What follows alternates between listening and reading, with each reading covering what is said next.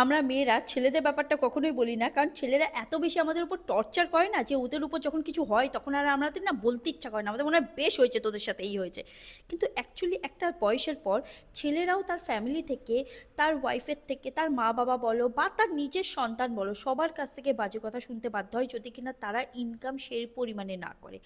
দেখবে একজন ছেলে যদি হলো ভালো ইনকাম করে, ভালো চাকরি করে, তাহলে তার ফ্যামিলিতে তার কথার গুরুত্ব খুব বেশি, তার মা বাবা, তার সিবলিংস যারা থাকে সবাই তাকে খুব ভালোভাবে ইম্পর্টেন্স দেয়। ইনফ্যাক্ট তার ফ্যামিলি ফাংশন বলো বা অন্য যেখানে যায় সেখানেই তাকে খুব ভালোভাবে হলো ট্রিট করা হয়, যে হ্যাঁ তুই হলো এই, তুই তাই, ওকে নিয়ে খুব গর্ব করে তার মা বাবা সবাই।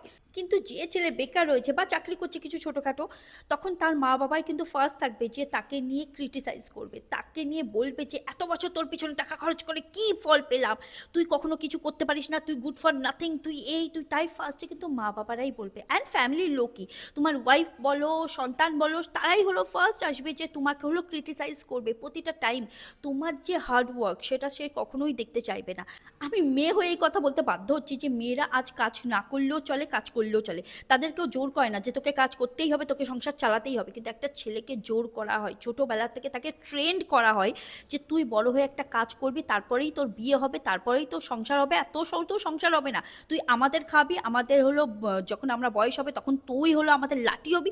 সব কিছু একটা ছেলের উপর পুরোপুরি ডিপেন্ডেন্সি থাকে পুরো ফ্যামিলির, কিন্তু একটা মেয়ের উপর কখনোই করে না। আমরা জানি মেয়েদের কাজ কম না, আমি মেয়ে হয়ে নিজে জানি যে কত পরিমাণে আমাদের কাজ করতে হয়, কিন্তু একটা ছেলের দায়িত্ব যে পরিমাণে থাকে না, সেটা আমি আজ না বলে পারলাম না। আমি ছেলেদের একদম পছন্দ করি না, কিন্তু তাও আমাকে বলতে বাধ্য হতে হচ্ছে যে অ্যাকচুয়ালি ছেলেরা সত্যি আমাদের জন্য সব কিছু করে।